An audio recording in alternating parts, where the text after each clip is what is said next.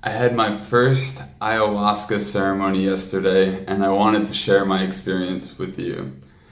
To start, I've been interested in ayahuasca for about 2 years now. I had this feeling that I wasn't going to seek out ayahuasca, I was going to let it find me. I had this same approach to DMT, and 2 years ago in Mexico, just in the flow of my life, DMT found me and I had a beautiful experience. I'm in Mexico now, staying with a business partner that I met years ago while traveling, and he had a shaman that he had used before, a respected source for an ayahuasca ceremony. He invited me to come with him, and I said yes. So going into the ceremony, I was really trying my best to have no expectations. I've heard a lot of different things about ayahuasca and people's experiences, whether it was very profound or I didn't really feel anything at all. So I just wanted to let the medicine do what it does without any expectations, but I wanted to go in with intention. And my intention partially was to release some energy that I'm holding on to in regards to my mother's death. I have a very healthy relationship with my mother's passing, but I do believe that there's still some emotions and feelings that I'm holding on to that I haven't really been able to access. I also wanted to tap into this idea of thinking too much about what other people think about me and the fear and the energy that comes along with that. So, fast forward to ceremony day. It was held near Cancun. We don't have to go into details of where it was. And let's just say the shaman's name was Dennis for the sake of telling the story. So we go out and we meet up at the meeting point, and I meet Dennis and the rest of the crew. Very loving people, great vibes right from the jump. And we carpool to go deep into the jungle. And we go deep into the jungle. That in itself was an experience well worth it.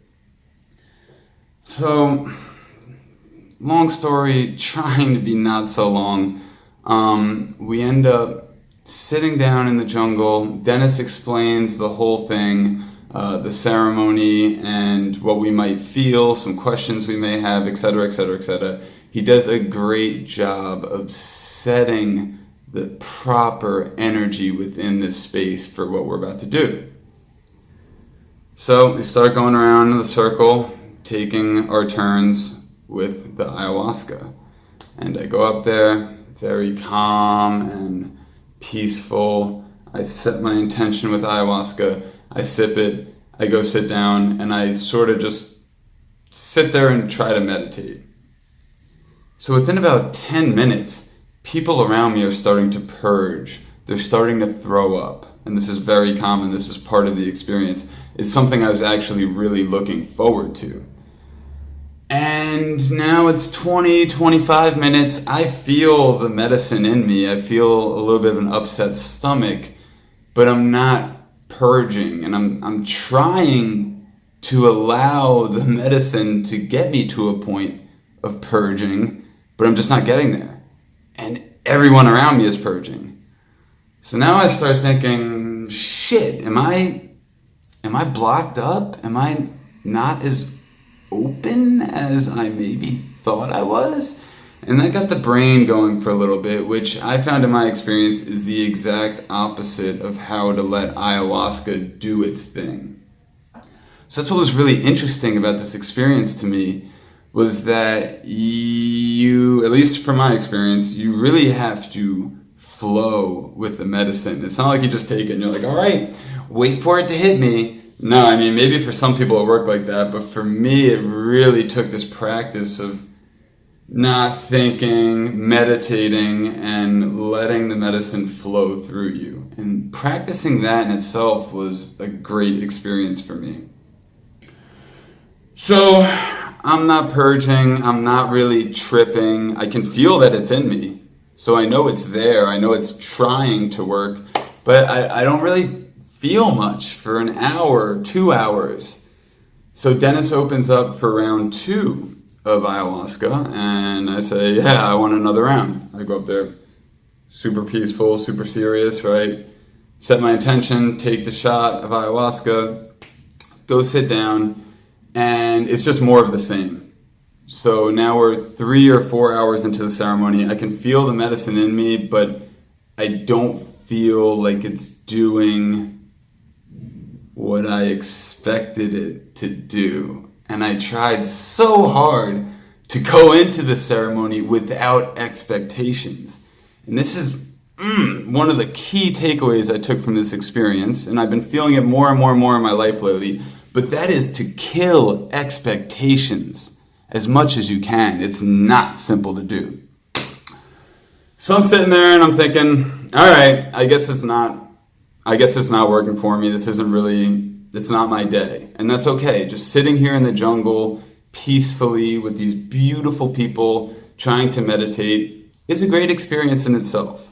So I was practicing to be grateful of that, but the reality was I was disappointed in my experience. I looked around and everyone was tripping and purging and full of love, and I was getting kind of angry because I felt like it wasn't working for me. Quick point. 10 days before the ceremony, I spent 8 days in Tulum partying proper. And what I mean by partying proper, yeah, I took LSD and mushrooms. I was taking substances. But more importantly, there was so many highs emotionally in Tulum. A lot of those moments came when I was completely sober. But just seeing old friends, meeting new friends, being in that environment of love, I had so many highs. And I also had a few opportunities to really dive in and get into detail about my mother's life and the loss of my friend Andrea. So there was 2 really strong moments where I released so much energy and was crying, deep stuff, and I'm super grateful for that. However, I think the LSD, mushrooms, serotonin use, all the partying, the highs, the crying, all of that, just 10 days before the ayahuasca ceremony, I think this definitely had an impact on my experience. It almost felt like the medicine was trying to find water to work with in a well that had run dry. So I sort of accepted that. But as I was saying before, the truth is I was disappointed. And I started spending time and energy thinking about how I was going to explain to my friends how the ayahuasca didn't work for me. So while I'm in the ayahuasca ceremony, I'm already imagining filming this video that I'm making right now. Goddamn. I mean, this was an important lesson for me to learn. I love telling stories. I love sharing my experiences. There's many reasons to it, and part of it is I love the attention that comes with it. And I'm not going to deny that or run away from that. I'm trying to spread love and share awareness while I'm doing this, but part of it is that I like the attention.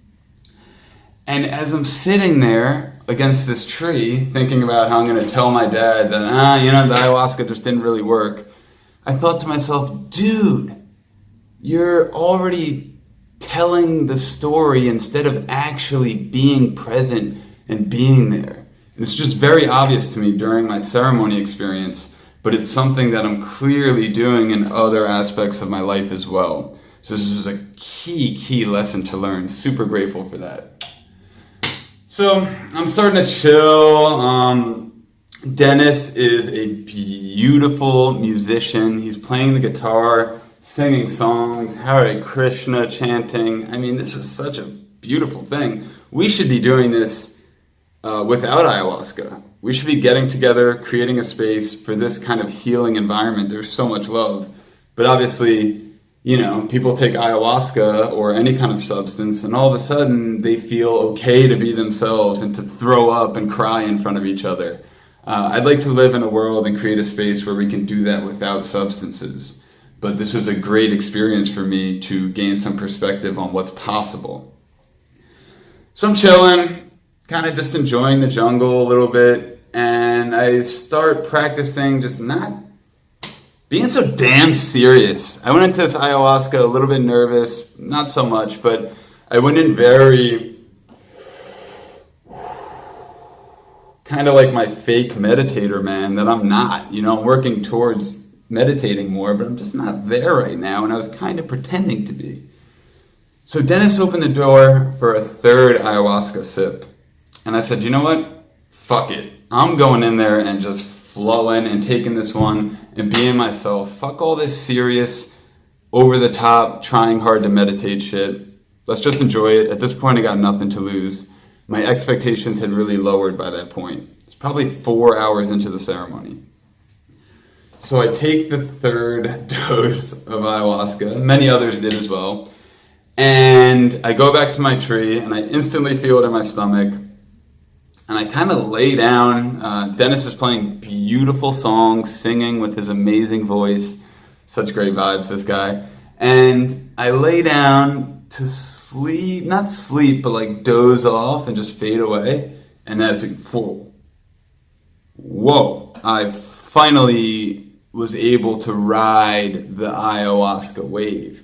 And I don't know exactly what happened. I don't really comprehend much of what was going on in my mind, but I really left my body, and I didn't fall asleep, but I sort of came to what felt like 45 minutes later, who fucking knows, and my mouth was full of spit, and I got rid of that, and I just kind of said to myself very lightly, whoa, that was a good ride. And I finally felt what ayahuasca can do for you. So after that, I was much happier, much more open, and I was feeling trippy in a really beautiful way, looking around, smiling, sharing love with everyone. Just so grateful. What an experience. And I just felt that, wow, I'm definitely going to do this again sometime when it flows into my life appropriately. And now that I've gone through the experience, I have a little bit more awareness of how to dance with this beautiful medicine. And I'm really looking forward to it. And it also gives me another opportunity to practice keeping my expectations low. Wow, I can't stress enough how important this expectations aspect is to me right now. Again, it's something I've been thinking about in my life recently, and this ceremony just hammered it home for me. So there's probably details that I'm leaving out there, but the ceremony is closing up and everybody's hugging each other. It's such a nice moment. I mean, family, thank you. And we get a ride back into town, and we're going to take a Colectivo to Playa del Carmen. Once we get out of the jungle, it's like a lot of light, super sensitive to the light. It's like, holy shit. And it was sunset time. It was beautiful out. And if you're watching this and you remember what Saturday, January 18th, something like that, what the moon looked like on this day, oh my goodness, it was mind-blowingly gorgeous. And to come out of the jungle and be greeted with this beautiful show by the universe. Speaker just went off. To be greeted by this beautiful show from the universe was such a blessing. So we get on the Colectivo, my partner and I, and we're talking about the experience. It's beautiful, it's beautiful, it's beautiful.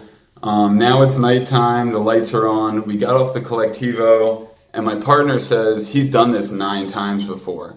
And we get off the bus, and he kind of like starts guarding himself, and I'm telling him, dude, look at the moon, look at the colors, look at this light, holy shit, it's so powerful.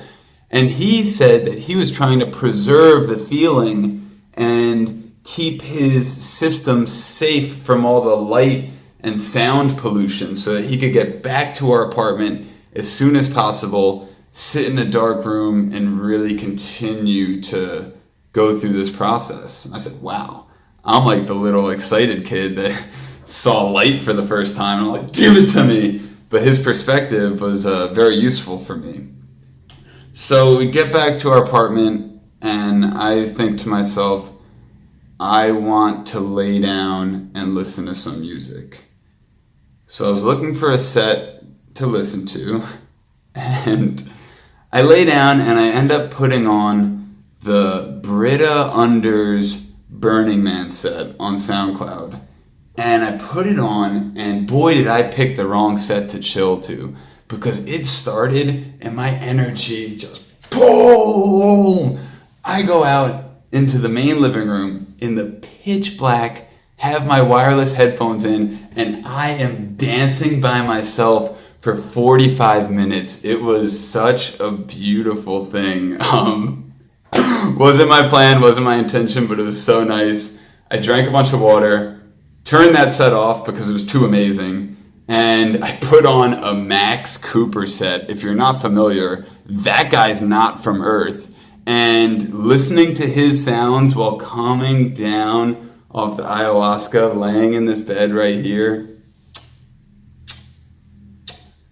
could die a happy man, I'll tell you that. And if I do die, don't worry about me, because I've lived a lot of lifetimes in this lifetime as Lee Curac-Dahl, and I'm super happy. So I just wanted to share this experience with you. Ayahuasca is not for everyone, but if it's something you're interested in, respect it, but I highly recommend you check it out when the time is right. If you have any questions for me or you want to talk about it, hit me up, of course. I'd love to help you on your journey there. And I guess my key takeaways are just try not to have expectations. Live in the moment. Don't worry so much about telling the story while the story is happening. Like, be there for it and then tell the story. And also, I just felt like sharing that you can't force the flow or the release of emotions. So while I was on the medicine and I wasn't really feeling it the way I wanted to, I was channeling and focusing my energy on my mom and on my friend Andrea, who recently passed away.